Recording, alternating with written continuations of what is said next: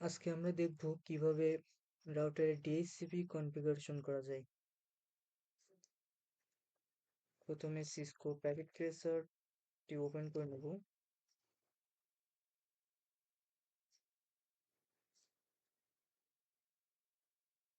এরপর একটা রাউটার নিয়ে নিলাম 2911। এরপরে একটা সুইচ নিয়ে নিলাম।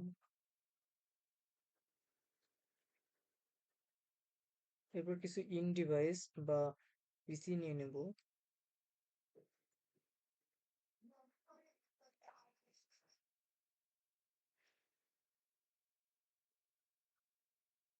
এরপর রাউটার থেকে সুইচ এবং সুইচ থেকে ইন ডিভাইস গুলোতে সংযোগ দেব।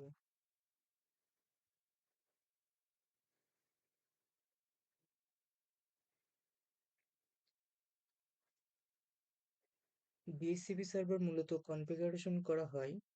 আমার এখানে অনেকগুলো ইন ডিভাইস বা পিসি থাকতে পারে। এই পিসি গুলোতে যদি আমি manually static IP address assign করি তাহলে এটা অনেক সময় লাগবে, কিন্তু ডিএইচসিপি সার্ভার কনফিগারেশনের ফলে এই পিসি গুলো অটোমেটিক আইপি অ্যাড্রেস পাবে। এর জন্য মূলত ডিএইচসিপি কনফিগার করা হয়। আমি নেটওয়ার্কের জন্য একটা আইপি অ্যাড্রেস নিয়ে নেব 192.168.10.0। এরপর আমি রাউটারে ডিএইচসিপি কনফিগারেশন করার জন্য রাউটারের উপর একটা ক্লিক করলাম। এরপর সিএলআই মোডে যাব। সিএলআই মোডের থেকে এখানে টাইপ করব নো, দেন ইন্টার। এরপর এক্সিকিউটিভ মোড থেকে প্রিভিলেজ মোডে যাওয়ার জন্য টাইপ করব এনেবল, ইএনএ। প্রিভিলেজ মোড থেকে কনফিগারেশন মোডে যাওয়ার জন্য টাইপ করব কনফিগার টার্মিনাল। এখান থেকে রাউটারের নাম যদি পরিবর্তন করতে চাই তাহলে টাইপ করব হোস্ট নেম। এবার রাউটারের একটা নাম দেব, নাম দিলাম ডিএইচসিপি। দেন ইন্টার প্রেস করলাম, রাউটারের নাম পরিবর্তন হলো। এবার রাউটারের পোর্টে আইপি অ্যাড্রেস অ্যাসাইন করার জন্য রাউটারের পোর্টে প্রবেশ করব। এর জন্য টাইপ করলাম ইন্টারফেস জি 0/0। ইন্টারফেস করলাম। এরপর আইপি অ্যাড্রেস আইপি অ্যাড্রেস দিলাম 192.168.10.1। এটা সাবনেট মাস্ক 255.255.255.0। এন্টার প্রেস করলাম। এবার পোর্টটাকে আপ করার জন্য টাইপ করব নো শার্ট টাইপ করে ইন্টার দেওয়ার সাথে সাথে এখানে যে রেড একটা কালার ছিল এই কালারটা গ্রিন হয়ে যাবে, অর্থাৎ পোর্টটা আপ হবে। এখান থেকে এক্সিট, দেন কনফিগারেশন মোডে থাকা অবস্থায় ডিএসসিপি কনফিগারেশন করব। রাউটারে ডিএসসিপি কনফিগারেশন করার জন্য টাইপ করব আইপি ডিএসসিপি পুল। এরপরে পুলের একটা নাম দেব, আমি নাম দিলাম ল্যান। দেন ইন্টার প্রেস করব। এরপর যে নেটওয়ার্ক থেকে শুরু করে আইপি অ্যাড্রেস গুলো ইন ডিভাইস বা পিসিতে দিতে যাচ্ছি সেই নেটওয়ার্কটি টাইপ করব। এর জন্য টাইপ করলাম নেটওয়ার্ক। এরপর অ্যাড্রেসটা দিয়ে দেবো 192.168.10.0।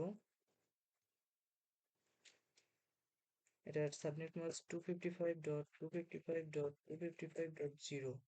ইন্টার প্রেস করব। এরপর রাউটারকে ডিফল্ট রাউটারটা বলে দিতে হবে। এর জন্য টাইপ করব ডিফল্ট রাউটার 192.168.10.1। ইন্টার প্রেস করলাম। এরপর ডিএনএস সার্ভার বলে দেবো ডিএনএস সার্ভার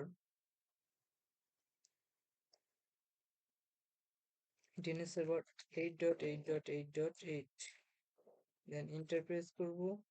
এরপর এখান থেকে এক্সিট হয়ে চলে আসবো। এরপর এক্সিট। প্রিভিলেজ মোড থেকে রাউটারের রানিং কনফিগারেশন দেখার জন্য টাইপ করব শো রানিং কনফিগ।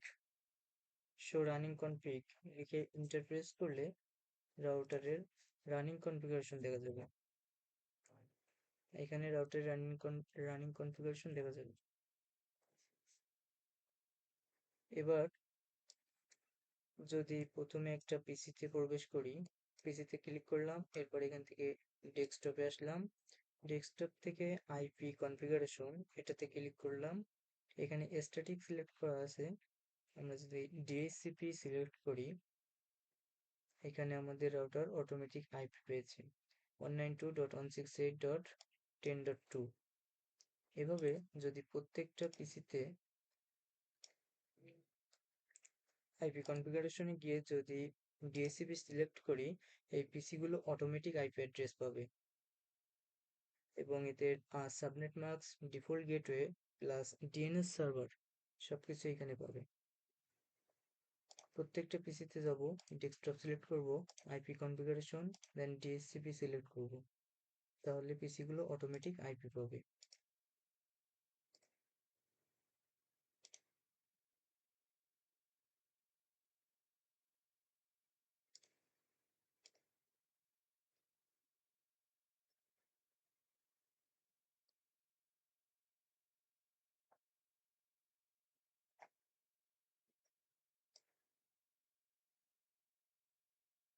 হ্যাঁ, ডিএসসিপি সিলেক্ট করার পরে প্রত্যেকটা পিসি অটোমেটিক আইপি পেয়েছে, অর্থাৎ ডিএসসিপি কনফিগারেশন সফল হয়েছে।